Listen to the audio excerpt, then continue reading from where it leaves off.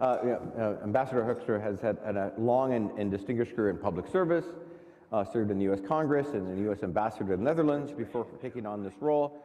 So today, together with Ambassador Hoekstra, we are going to talk about where the Canada-U.S. relationship is, how to strengthen our economic security ties, how we can work together. You know, this is one audience among many audiences here in Ottawa that doesn't need to be reminded about the importance of the working relationship between our two countries, which has fueled our standard of living, the American standard of living, cemented through collaboration for well over 100 years. So first of all, I'd like you to join me in welcoming the Ambassador. Please come join us on the stage.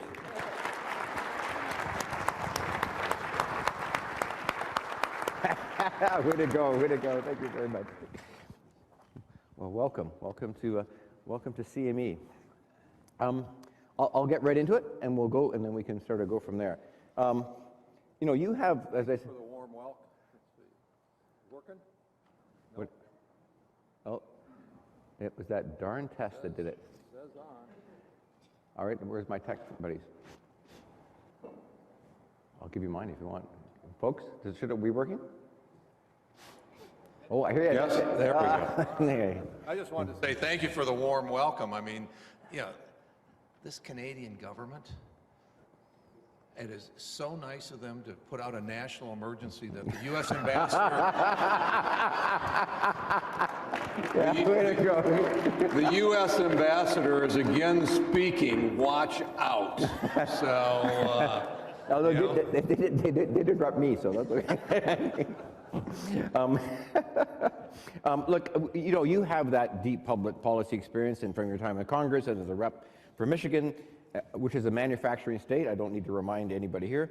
But in your view, the big, beautiful bill, how is this legislation enabling manufacturing in the U.S.? It's really important for us as Canadians watching from the other side. Yeah, I think that's a little narrow because, obviously the big, beautiful bill is a tax bill. There's all kinds of incentives in there in terms of accelerated depreciation, write-offs, and on investments and those kinds of things. But I think to get a better understanding of exactly what's happening in the U.S., it's the big, beautiful bill. It's a tax bill. It's regulatory reform. For those of you that might be involved in energy and gas, Doug Burgum is leading an effort for energy dominance.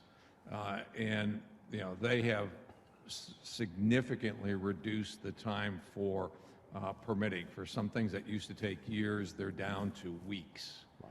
Okay, so that's a cost savings, that's a time savings. It is about bringing in the dollars for investment. If you want to grow, you need the dollars for investment.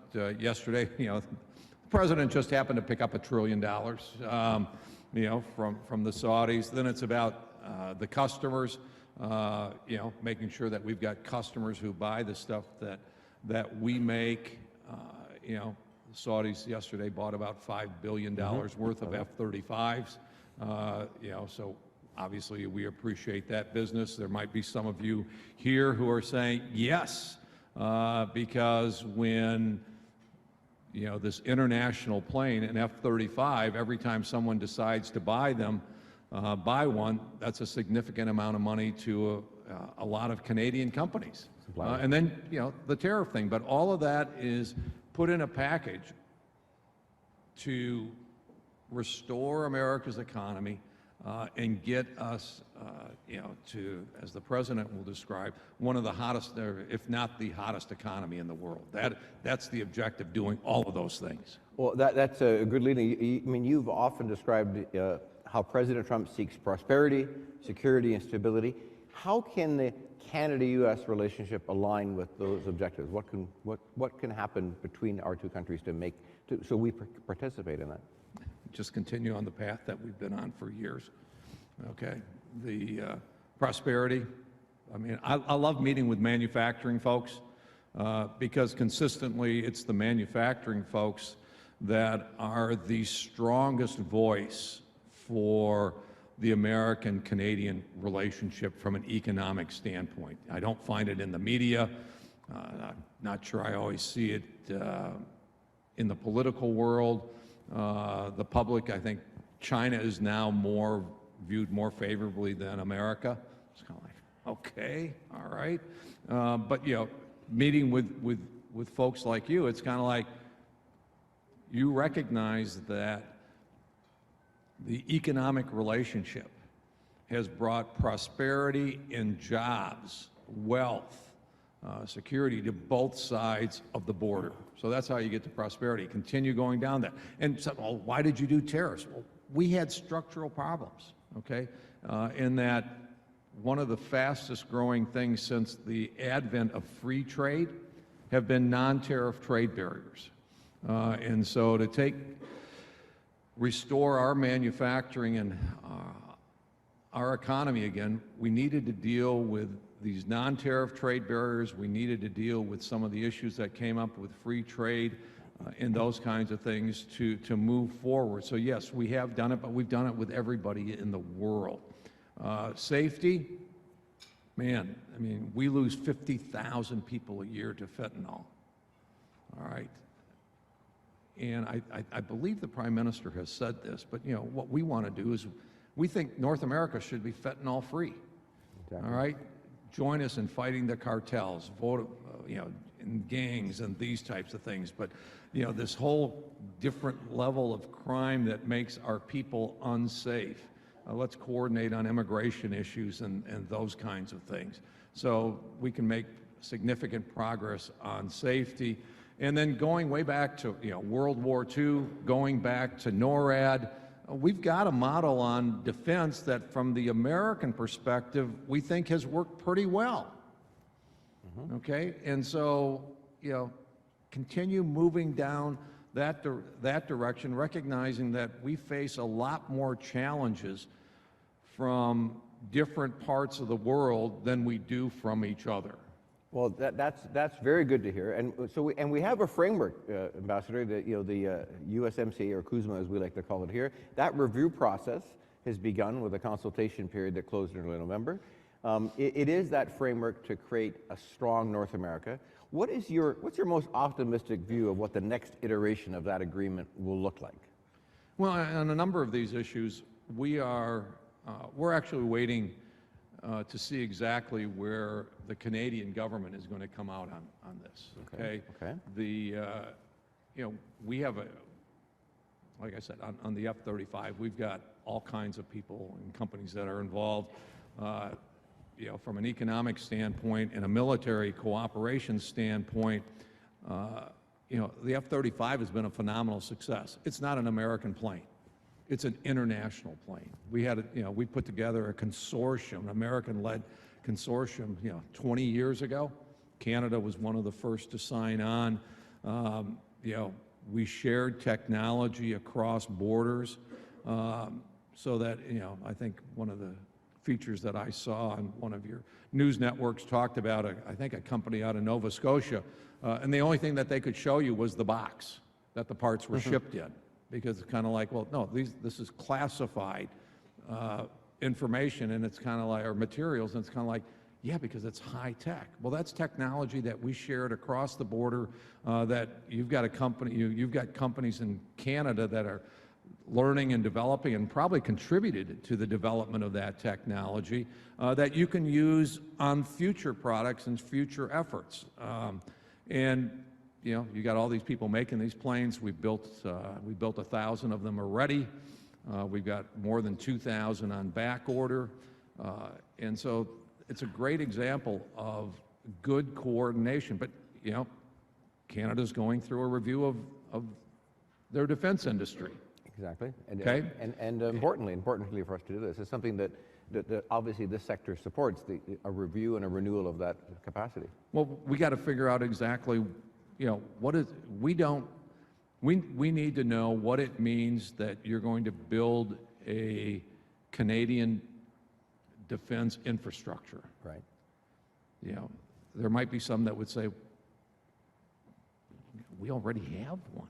Well, and the problem is with some of it, it's like, it's got American logos on the building. I mean, I think of the General Dynamics plant in London. Yes. I've gone through there. I don't know if when I went through the plant, I don't know if I ran into an American. Okay, it's it's Well, American Canadian investment. It's on Canadian soil. It's all Canadian workers, and these kinds of things. Is that a Canadian product or not?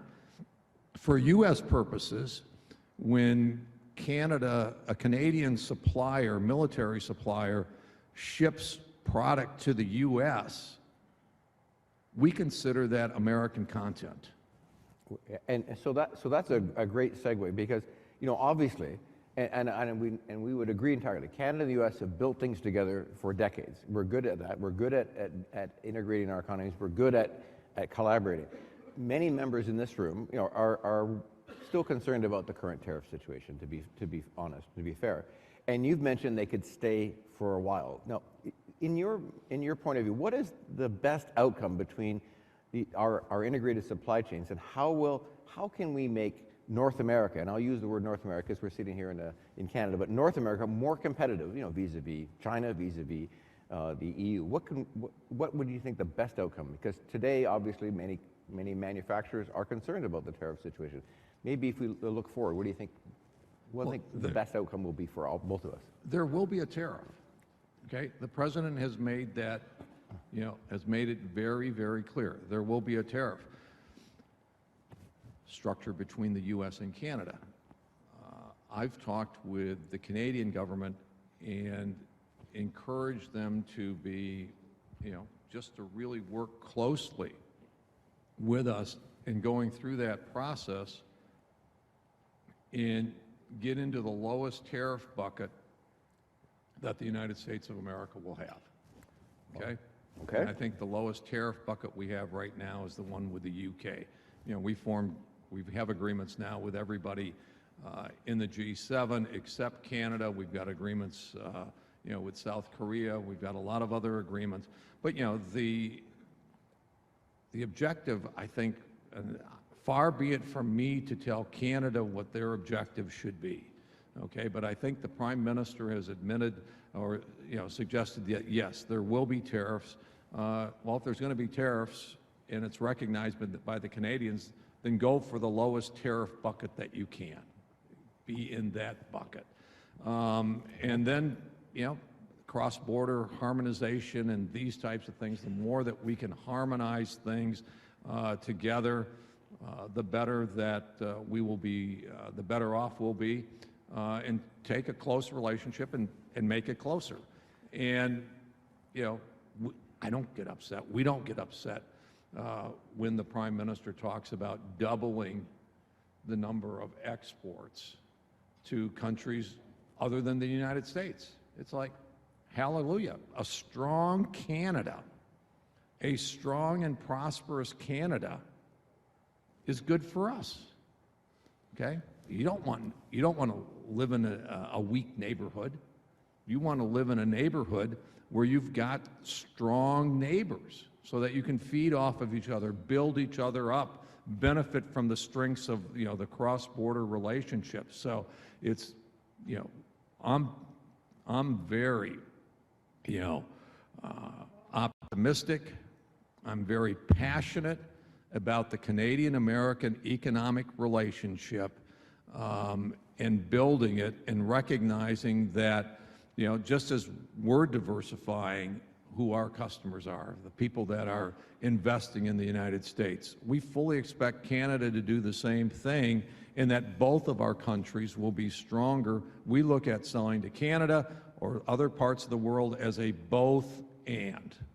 Okay, we're going to sell to Canada and somewhere else. And we support, and the government here has been very clear, and we've been clear to them, it's about not U.S. or elsewhere, it's U.S. and elsewhere, and I think we all agree. I think I've lost my mic here. That's okay. Let me, changing a little bit, manufacturers across North America and here in Canada express concerns about external threats, really dumping and state-subsidized overproduction from other countries, and in particular, China, if they're listening, China. But in your view, how has Canada responded on those issues? How can we make sure that the next iteration of a trade agreement is tougher on those threats to our North American manufacturers? Because dumping by China affects U.S. manufacturers, but it affects us just as much and sometimes more. Yeah, I mean, the agreement that we thought we might be announcing this week would have addressed some of those issues, okay? Because, we've got a fairly strong regimen against countries dumping steel into the U.S. 80% of the steel that's used in the United States is produced in the United States. In Canada, I believe that number is under 50%. Okay. In part by design, because of NAFTA and USMCA, we consolidated across North America. But put it this way: you import more Canadian. Import more, non-USA steel, non-NAFTA steel than than what the U.S. does. But that's something that Canada can fix right now. You can put in place the same barriers that we have in place, and the primary target is probably China, okay, because they're dumping steel. But you can put in place the same kind of protections that we have. And part of what we were looking at was harmonizing the barriers to unfair competition on key materials and products, so that it would be Fortress North America. Okay, so it would be okay, and obviously we have different legal mechanisms and tools available to us, but we were attempting, and the Prime Minister was very clear on this, we're going to try to get as close to what American barriers are to unfair competition as what we can on steel. On other things, it's, we'll have to go through those, but on steel it was very, very clear. Steel is a commodity that is facing tremendous pressure from unfair competition from around the world, and we ought to have a Fortress North America to make sure that we have a strong steel industry. And I couldn't agree more. And I know we would. You could stand up and applaud, but yeah, go ahead. Yeah. Well, we agree, and I know, just to be a little bit cheeky here, and it's because it's not Canada that is dumping steel into the U.S. No, absolutely not. No. And so we hope that we actually can have a Fortress North America around steel, where we can trade with each other.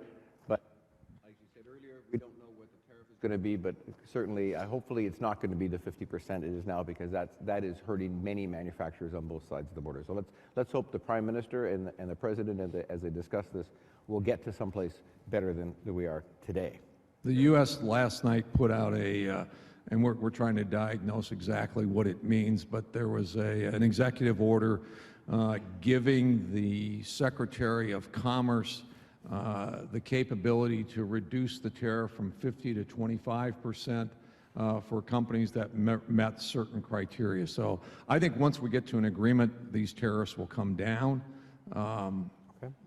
Hopefully sooner rather than later. Well, we have, from your lips to the President's ears. National security is actually another area where, and defense spending, we mentioned it earlier, but what's the best way for Canada to partner with the U.S. on national defense, but really about protecting Arctic sovereignty? What is it that the U.S. wants from Canada? Obviously, we want to participate as manufacturers to help support that, but what would be your... Be careful in saying obviously. Yeah.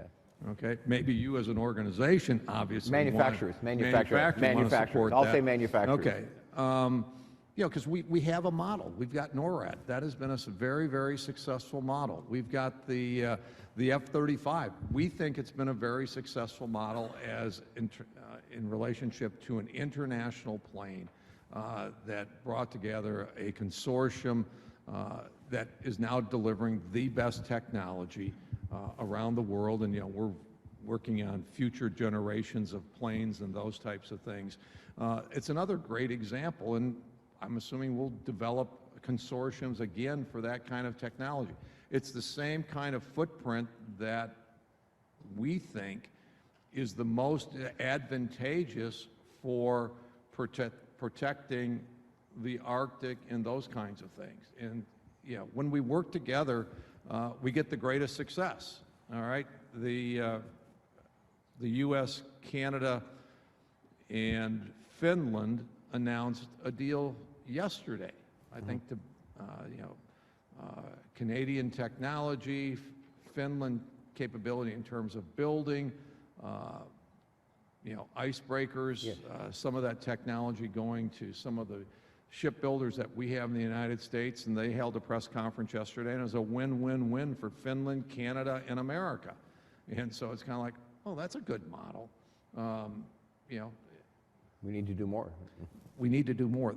Our defense strategy that we believe, okay, and we're waiting to see whether the Canadians confirm that or not, is interchangeability, interoperability, and joint. Those are three words that have really defined this relationship over the last 50 years. And those are, we're not looking to change those words.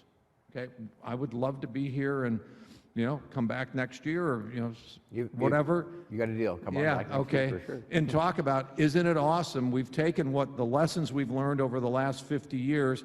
We are still interchangeable, we are still interoperable, and we are still joint. Okay, thank you. Well, another area that we've obviously of interest for both countries is critical mineral development, and an important topic when it comes to the Canada-U.S. relationship. How does the U.S.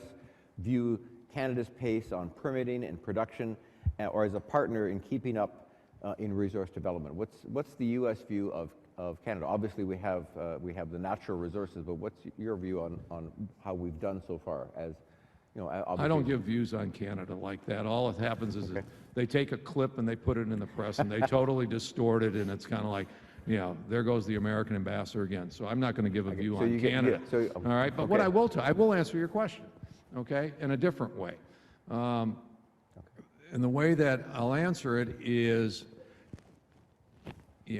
rare earth minerals, critical minerals, are absolutely essential to our manufacturing base.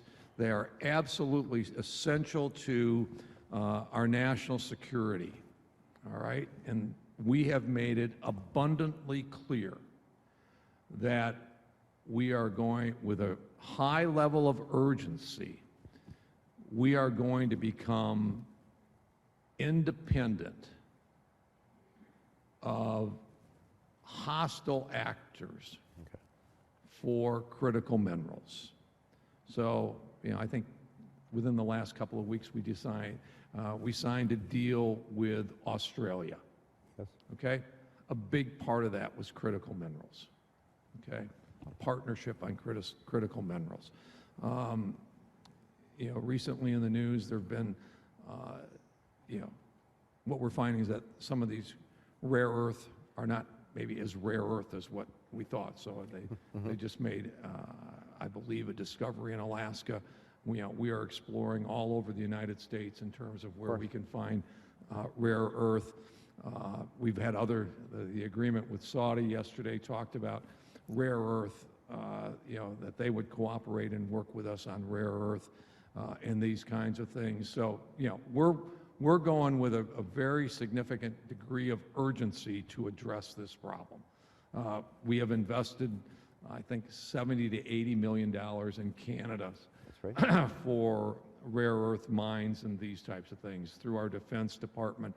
So we see Canada as being a real player or a real potential player in that. And that's why we got to work through the details. How's that going to work? And that's why, getting to some of these things and getting some of these things done and these agreements done is so, so critically important, and is why I was, I was kind of passionate earlier this month about, that the deal got blown up. Mm-hmm. Okay, yeah, because, the strategy was to put wins on the board. Okay, for both countries, I hope. For both countries. Okay, and that, this first deal was not, it's not first and only. It was, wins on the board, demonstrate we can do wins for both countries, which we've been doing for 50 years, and then move on to some other things. And it would have been It would have been critical minerals. It would have, so that was the strategy that the president and the prime minister agreed to. So the question is, do you think that will restart, that we will get somewhere? Because obviously I mentioned earlier... It will restart. The question is when. Neither of us know, it seems like. I've got suggestions that I think can get it restarted, but it's not going to be easy, okay? Here, I'll just get myself in trouble. No, okay, go go ahead. I'll go somewhere else. But let me tell you, I mean, I go around the country and people will say, Pete, you just don't understand why we're so mad about the 51st state. It's kind of like, yeah, you're right, I don't.